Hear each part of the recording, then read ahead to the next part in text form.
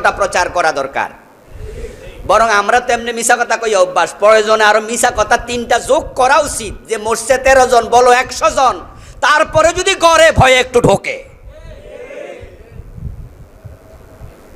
কথা কি বুঝতে পারছেন? বাস্তবতা কমপক্ষে তুলে ধরো, নয় মানুষ তো সতর্কই হবে না। এমনি কইতেছে অসুবিধা নাই, আমরা আরো শক্তিশালী, তো পাবলিক মনে করে খাইছে। যদি ওই বেটা এসি রুমে থেকে এত শক্তিশালী হয়, আমি তো রিক্সা চালাই, আমার শক্তি আরো বেশি, করোনা আমারে কি করব, এইটা মনে করে পাবলিকরে এখন সেনাবাহিনী পিটাইয়াও ঘরে ঢুকাইতে পারছে না। যদি আমরা আজকে মানুষকে নিরাপদ দূরত্বে রাখতে চাই, সতর্ক বানাতে চাই, তাহলে তাদের অন্তরে করোনার ব্যাপারে যথাযথ ভয়টা ঢুকাতে হবে। ইতালির এক ডাক্তার বলেছে, করোনা কত মারাত্মক তোমরা যদি বুঝতা, ঘর থেকে বের হওয়া দূরের কথা, জানালা দিয়েও তাকাইতা না। কি যে ব্যথা বিশ্বে, বুঝিবে সে কিসে, কবু আসে বিশ্বে ধ্বংসিনী যারে। যাদের দেশে একদিন 1000 নাই, 500 নাই, 700 নাই, তারা বুঝছে যতনা কারে কয় করোনার। এখন আমরা যদি নৌকা ডুবাইয়া দিয়া বুঝি, এই বুঝে কোনো লাভ হবে? এজন্য এখনই সতর্ক হওয়া দরকার, আছে না নাই? সতর্ক হয়ে যান। সতর্কতা ইসলামে আছে না নাই? একটি হাদিসের কারণে আমাদের দেশে একটি ভুল ব্যাখ্যাও ঢুকেছে। লা আদওয়া ওয়ালা তিওয়ারাতা ওয়ালা হাম্মাতা ওয়ালা সাফার। সেই বুখারীর হাদিস, লা আদওয়া, ইসলামে সংক্রমণ বলতে কিছু নেই। এই হাদিসটি আমাদের দেশে বাংলা অর্থ এইভাবে করা আছে, আর অর্থ এইভাবে করা হবে, এটাই স্বাভাবিক। ব্যাখ্যা তার কি তা নিয়ে গবেষণা হয়েছে খুব কম। আমাদের ওস্তাদরাও আমাদেরকে এভাবে শিখিয়েছেন, আমরা এইভাবে শিখেছি, ওয়াজও করেছি। বাংলা অনুবাদ আপনারাও পড়েছেন, লা আদওয়া, সংক্রমণ বলতে, ছোঁয়াচে বলতে কিছু নাই। এই কারণে আমরা অনেকে বিশ্বাস করে বসে আছি, অসুবিধা নাই, মাঠে ময়দানে চলো, যেখানে ইচ্ছা সেখানে যাও। কিন্তু ছোঁয়াচে বলতে কিছু নাই। করোনা প্রমাণ করেছে হাদিসের অর্থ এটা নয়, অথবা হাদিসটা সঠিক নয়। কথা কি বোঝেন? আজকের করোনা প্রমাণ করেছে আমরা যে অর্থ করেছি হাদিসের অর্থ এটা নয়, অথবা হাদিসটা সহি নয়। কারণ ছোঁয়াচে যে আছে, এটা করোনা আমাদের চোখে আঙ্গুল দিয়ে দেখিয়ে দিয়েছে। লা আদওয়া, আমরা হাদিসটাই দেখলাম, আর সতর্কতার ব্যাপারে রাসূলের বাকি হাদিসগুলো কোথায় গেল? লা আদওয়া ওয়ালা তিয়ারাতা ওয়ালা হাম্মাতা ওয়ালা সাফার ওয়া ফিররা মিনাল মাযযুম ফিরারাকা ফিররা আনিল মাযযুম ফিরারাকা মিনাল আসাদ। আল্লাহর হাবিব বলেছেন, সংক্রমণ বলতে কিছু নেই। এই হলো হাদিসের শুরু। হাদিসের শেষ হলো ফিররা আনিল মাযযুম ফিরারাকা মিনাল আসাদ। কোন কুষ্ঠ রোগীকে যদি দেখো, তার থেকে তুমি পালিয়ে যাও, যেমন ভাবে সিংহ দেখলে তুমি পালিয়ে যাও। তো হাদিসের শুরুতে আছে সংক্রমণ বলতে কিছু নাই, হাদিসের শেষে আছে কুষ্ঠ রোগী দেখলে পালাও। একই হাদিসে দুই রকম বক্তব্য। আসলে এক হাদিসে দুই রকম বক্তব্য রাসূল দিতে পারেন না, আমাদের বুঝতে ভুল হয়েছে। এবং হাদিসটা সহিহ, এটা আছে বুখারীতে, এটা আছে সহিহ মুসলিমে, দুইটা সহিহ হাদিসের কিতাবে এটা আছে। ওই হাদিসটা আমরা দেখলাম, বুঝতে হয়তো ভুল করলাম, কিন্তু ইমাম বাইহাকি রহমতুল্লাহি আলাইহি এই হাদিসের অর্থটা বুঝেছিলেন আজ থেকে 938 বছর আগে, প্রায় 1000 বছর আগে। উনি কিতাব লিখেছেন সুনান আল বাইহাকি, আর সুনান আল কবির, আর সুনান আল কুবরা, দুইটা নামে কিতাবকে রাখা হয়। উনানা সুনান আল কবির, ওই কিতাবের 158 নম্বর পৃষ্ঠায় তিনি এই শব্দ দিয়ে আলাদা বাব বেঁধেছেন, বাবু আদওয়া, এই শব্দ দিয়ে বাপ বেঁধেছেন। লাইসা আলাল ওয়াজহিল্লাযী ইয়াতাকিদু আহলুল জাহিলিয়া। আল্লাহর হাবিব সাল্লাল্লাহু আলাইহি সাল্লাম সংক্রমণ নাই এটা বলতে তিনি ছোঁয়াচে রোগকে অস্বীকার করেননি। আজ থেকে 938 বছর আগে উনি মারা গেছেন। তাহলে কিতাবটা লিখেছেন আরো 2, 4, 5, 10 বছর আগে। উনি তখন এই হাদিসের ব্যাখ্যা করেছেন, ঠিকঠাক ব্যাখ্যা করেছেন। উনি বলেছেন রাসূল সংক্রমণ নাই এটা বুঝান নাই। সংক্রমণ যে আছে, করোনা ভাইরাস তো দেখাই দিল। উনি বলছে, রাসূল এটা অস্বীকার করেননি। সুবহানাল্লাহ বলবেন না? কারণ ইসলাম কখনো বাস্তবতার বিরুদ্ধে যেতে পারে না। বরং তিনি বুঝাতে চেয়েছেন জাহিলিয়াতের লোকদের ইতিকাদের নফিয়ত, নিষেধাজ্ঞা, তাকে নিষেধ করতে চেয়েছেন। জাহিলিয়াতের লোকেরা মনে করত একজন রোগীর কাছে গেলেই আরেকজন রোগী হয়ে যাবে। এটাতে আল্লাহর হুকুমের কোনো প্রয়োজন নাই। আল্লাহর হাবিব বললেন তোমাদের এই ইতিকাদ মিথ্যা। রোগীর কাছে গেলে রোগের সংক্রমণ হতে পারে, কিন্তু সংক্রমণওয়ালা মানুষটা অসুস্থ হওয়া জরুরি নয়। অসুস্থ হবে তখন আল্লাহর হুকুম হবে যখন। মা আসাবা মিন মুসিবাতিন ইল্লা বিইজনিল্লাহ। এবার হাদিসের সাথে কোরআন মিলে যায়। এই অর্থ করার পরে কোরআনের বক্তব্যের সাথে মিলবে। আল্লাহ তাআলা বলেন তোমাদের কাছে যে মুসিবত আসছে, বিপদ আসছে, ওই বিপদ কখনো আসবে না ইল্লা বিইজনিল্লাহ, যদি আল্লাহর হুকুম না থাকে। সংক্রমণ আছে, কিন্তু সংক্রমণ যার উপরে হয় সেই অসুস্থ হয়ে মারা যাওয়া জরুরি না। তা আমরা কি দেখলাম? যারা সংক্রমিত হয়েছে সবাই কি মারা গেছে? সুস্থ হয় নাই? বরং মারা গেছে যতজন, সুস্থ হয়েছে তার চেয়েও অনেক বেশি। আল্লাহর হাবিব ওইটাই বুঝিয়েছেন। জাহিলিয়াতের লোকেরা মনে করত ওর কাছে গেলে মরে যাওয়া লাগবে। রাসূল বলেছে এটা নয়, তোমাদের ইতিকাদ বাতিল। এবার আমরা দেখলাম যে সতর্কতা, একই সংক্রমণ নাই, ইসলামে ছোঁয়াচে নাই। এই হাদিস আমাদের চোখে খুব বেশি উঠলো, কিন্তু রাসূল যে বাকি হাদিসগুলো বললেন, আল্লাহর হাবিব বলছেন ফিররানিল মাজজুম, কুষ্ঠরোগী থেকে দূরে থাকো, যেমন সিংহ থেকে দূরে থাকো। তাহলে এর মাঝে বোঝা গেল সংক্রমিত হলে তুমি তো বিপদেও পড়তে পারো, তাই জেনে শুনে বিপদের কাছে যেও না। সহিহ মুসলিম আছে قال النبي صلى الله عليه وسلم لا يورد ممرض على مسح। কিছু উটের মাঝে আছে খুজলি রোগ। খুজলি বোঝেননি? আমরা বাংলাদেশে খাজলিও কই, চামড়া পচে যায়, খুজলি রোগ হয়। রাসূলুল্লাহ বলেন উটের মালিকেরা শোনো, যেই উটের মাঝে খুজলি রোগ আছে ওই উট ভালো উটের সাথে এক কুয়াতে মিশ্রিত করে পানি পান করাইও না, কারণ ওই খুজলি রোগের মাঝে সংক্রমণ থাকতে পারে। তো তোমরা সতর্ক থাকো, সতর্ক থাকো। যেখানে গেলে বিপদ হতে পারে ওখানে আপনি যাবেন কেন? লা তুলকু বিআইদিকুম ইলা তাহলুকা। আল্লাহ তো বলছে তোমরা নিজদেরকে ধ্বংসের দিকে ঠেলে দিও না। লা ইউরিদু মুমরিদ আলা মুসিহ। সুস্থ উটকে রোগাক্রান্ত উটের সাথে মিশ্রিত করো না। এই হাদিস দিয়ে আমরা কি বুঝি? এই হাদিস দিয়ে আমরা বুঝতেছি আজকে যে বলা হচ্ছে আলাদা থাকো, এই আলাদা থাকার নির্দেশনা হাদিসের মাঝে আছে না নাই? ইসলাম কত আগে শিখাইছে।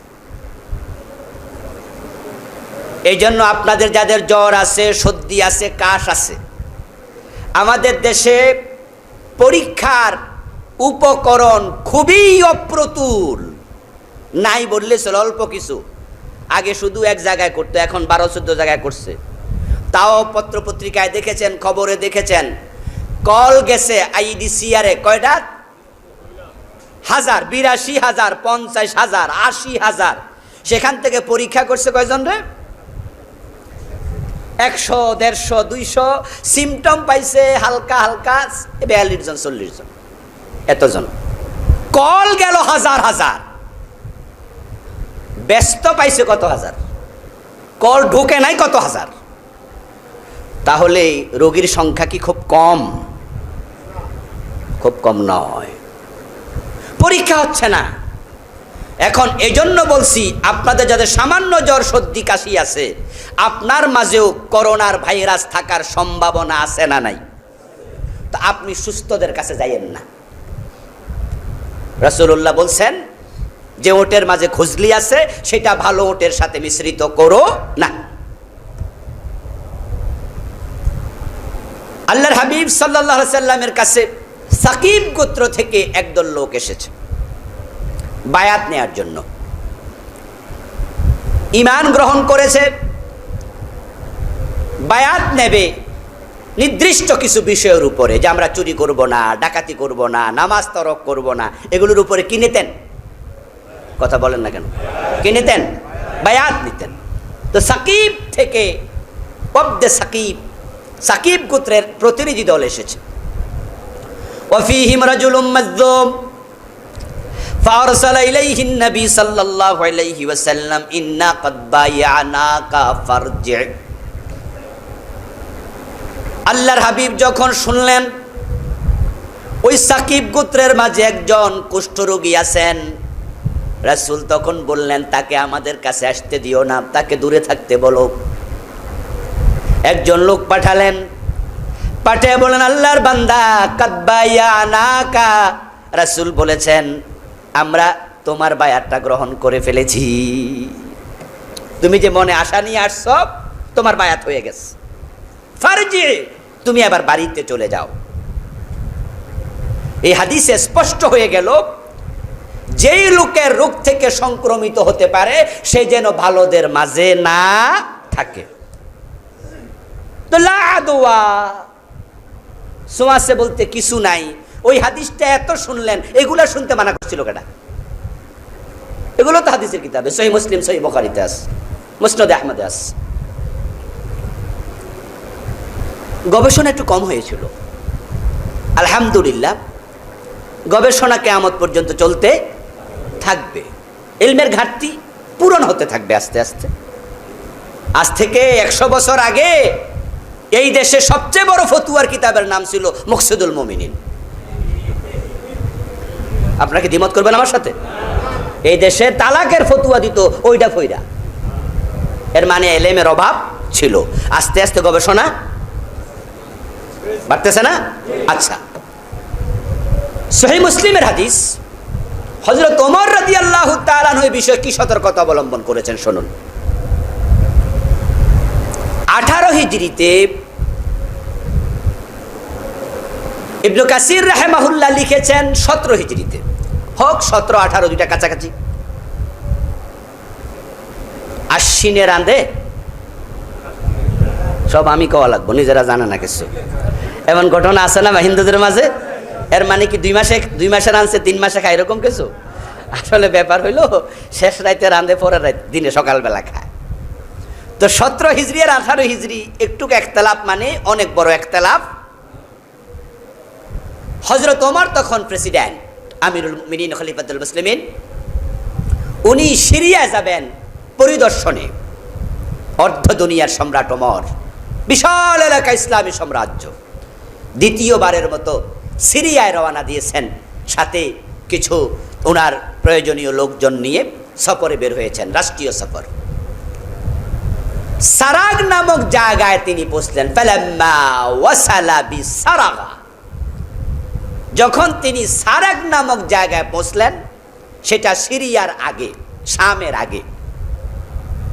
সেখানে যাওয়ার পরে সেনাপতি আবু উবাইদা ইবনুল জাররাহ রাদিয়াল্লাহু তাআলা আনহু, বিখ্যাত সাহাবী, ওনার সাথে ওখানে সাক্ষাৎ, আরো কিছু মুজাহিদ।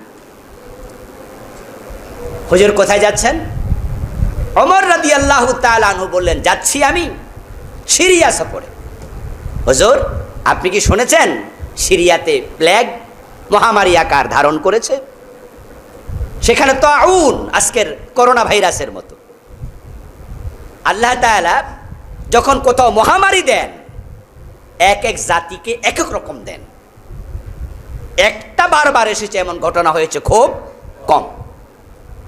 প্লেগ মহামারী আকার ধারণ করেছে। হযরত ওমর বলেন, না তো, আমি তো শুনিনি। তাই নাকি? বলে, হ্যাঁ, সেটার উৎপত্তি হয়েছিল ফিলিস্তিনের আমওয়াস নামক জায়গায়। ওয়াকা বিবালাদিন ইউকালু আমওয়াস। আমওয়াস হচ্ছে আল কুদুস এবং রামলা। ফিলিস্তিনের আল কুদুস এবং রামলা এর মাঝামাঝি একটা জায়গার নাম। বলল, ওই আমওয়াস নামক এলাকায় এই প্লেগের উৎপত্তি হয়েছে। বর্তমান যে করোনা ভাইরাস, তার উৎপত্তি হয়েছে কোথায়? চীনের উহানে। এ বিষয়ে আমরা গত জুমা আলোচনা করি, সেই জন্য আর চর্বিত চর্বণ করছি না। আমওয়াস নামক জায়গায় উৎপত্তি হয়েছে, তারপরে সেটা সিরিয়া শামের দিকে ছড়িয়ে পড়েছে। তাহলে এই জাতীয় মহামারী আগেও ছিল। আমার ভাইয়েরা, হযরত ওমর বললেন, তাই নাকি? তাহলে আমি আর সামনে যাব না, মুহাজিরদেরকে ডাকো। ওখানে যারা মুহাজির সাহাবী ছিলেন তাদেরকে নিয়ে বসলেন, পরামর্শ করলেন হযরত ওমর, আমরা এখন সিরিয়া যাব কিনা, সেখানে তো মহামারী তাউন শুরু হয়েছে। তখন ওই মুহাজির সাহাবারা কেউ পরামর্শ দিলেন, হুজুর, ভালো কাজে রওনা দিয়েছেন, থামবেন কেন? তাকদীরে যা আছে তাই হবে, সামনে চলেন। কিছু সাহাবী পরামর্শ দিলেন, হুজুর, জেনে শুনে ধ্বংসের দিকে কেন যাবেন?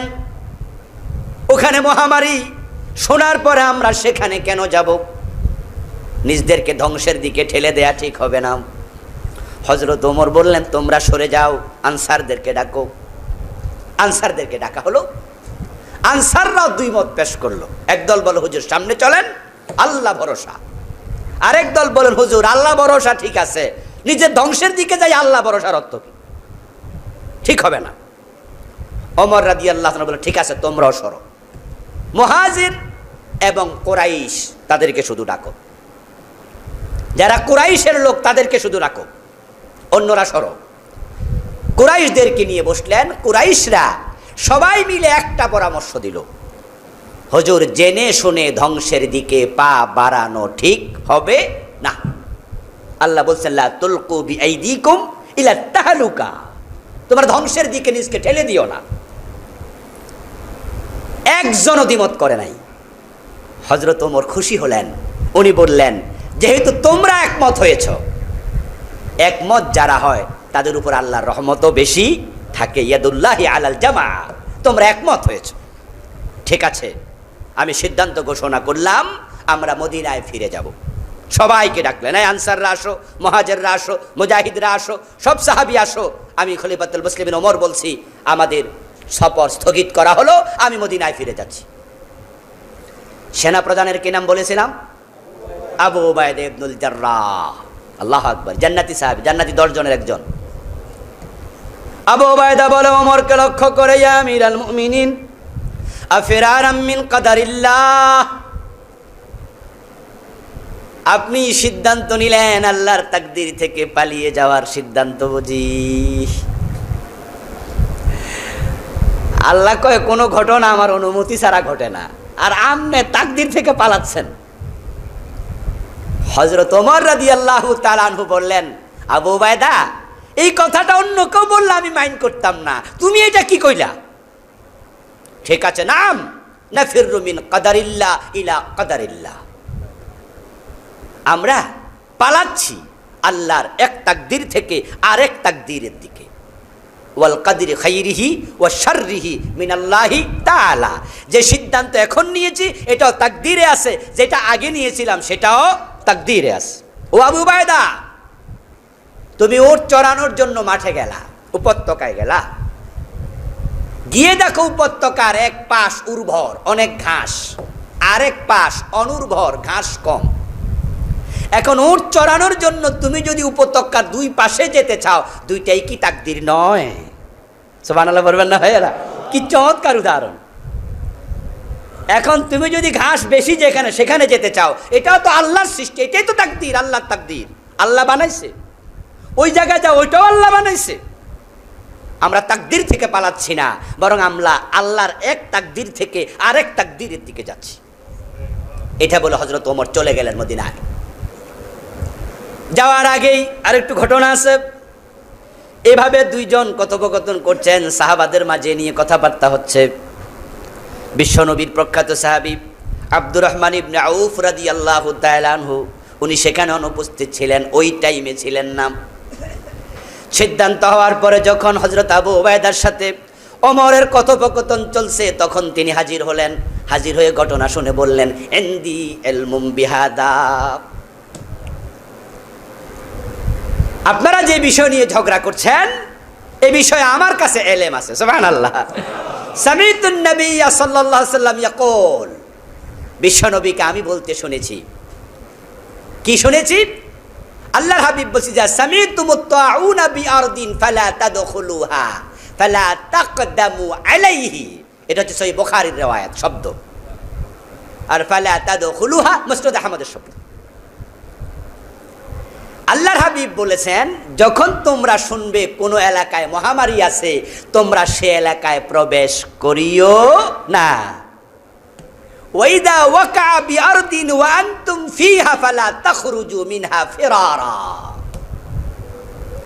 আর যখন তোমরা ওই এলাকায় থাকবে, ওই মহামারী থেকে বাঁচার জন্য সে এলাকা থেকে বের হইও না। কারণ তোমরা যদি বের হও, আল্লাহর তাকদীর থেকে পালাচ্ছ কিনা সেটা একটা বিষয় আছে, যে আল্লাহ এখানে দিয়েছে, তুমি এখানে আছো, এটাই তোমার তাকদীর ছিল, তাই তুমি পালাইও না। আবার তুমি যদি বের হয়ে নতুন জায়গায় যাও, তোমার কারণে নতুন জায়গাও সংক্রমিত হতে পারে। হযরত ওমর এই হাদিস শুনে বললেন, আলহামদুলিল্লাহ ফাহমাদাল্লাহ সুম্মান সারাফা। তিনি বললেন, তাহলে আমাদের সিদ্ধান্ত রাসূলের হাদিসের আলোকেই হয়েছে, আলহামদুলিল্লাহ। ওমর ফিরে গেলেন। এবার আপনাদের কাছে জানতে, ইসলামে সতর্কতা আছে না নাই? আচ্ছা, ফিরে যাওয়ার পরে হযরত ওমর মদিনায় কিছুদিন পরে শুনতে পেলেন সিরিয়াতে তাউন মহামারী আকার, চরম আকার ধারণ করেছে, আগের তুলনায় অনেক বেশি। আবু উবাইদা ইবনুল জাররাহ সেনাপতি, রাষ্ট্রের যিনি প্রধান সেনাপতি, তার গুরুত্ব অন্য সেনাদের চেয়েও বেশি। হযরত ওমর চাইলেন তাকেও নিরাপদ করতে চাই, তাকে ডেকে নিয়ে আসে, চিঠি লিখলেন। চিঠির মাঝে তিনি লিখলেন আল বিদায়া ওয়ান নিহায়া। এই ঘটনাটুকু আছে সেখানে, এটা মুসলিমে নেই, বুখারীতে নেই। চিঠিতে হযরত ওমর লিখলেন, আবু উবাইদা, তোমার হাতে চিঠিটা যখন পৌঁছবে, তুমি সাথে সাথে মদিনায় রওনা দেবে, দেরি করবে না, তোমার সাথে আমার জরুরি কাজ আছে। চিঠি যদি দিনের বেলায় পৌঁছে, সন্ধ্যা হওয়ার আগে রওনা দেবে। চিঠি যদি সন্ধ্যা বেলায় পৌঁছে, সকাল হওয়ার আগে রওনা দেবে। চিঠি হাতে পেয়ে আবু উবাইদা চিঠি পড়ে বললেন, গফারাল্লাহু ওমরা, আল্লাহ ওমরকে ক্ষমা করুক। আমি বুঝেছি ওমর কি চায়। ওমর শুনেছে এখানে মহামারী, তাই আমাকে সেভ করতে চায়। আমি যাব না। তিনি একটি চিঠি লিখলেন, আমিরুল মুমিনিন, আমাকে ক্ষমা করুন, আপনার নির্দেশ থেকে আমাকে অবমুক্ত করুন। আপনি তো নেতা, আপনার কথা শুনতে আমি বাধ্য, কিন্তু আমি চাই আপনি আমাকে এই আদেশ থেকে অবমুক্ত করে দিন। আমি সেনাদের সাথেই থাকতে চাই। চিঠি লিখে তিনি আবার পাঠালেন। হযরত ওমর রাদিয়াল্লাহু তাআলা আনহু ওই চিঠিটা পড়তে থাকলেন। ওই অবস্থায় চোখ থেকে গড়ায়া গড়ায়া পানি পড়ছে। সাথে যারা ছিলেন তারা বললেন হযরত ওমরকে, হুজুর কি হয়েছে? আবু উবাইদার কিছু হয়ে গেছে? মরে গেছেন? ওমর উত্তর দিলেন, এখনো মরেন। শব্দ খেয়াল করবেন, এখনো।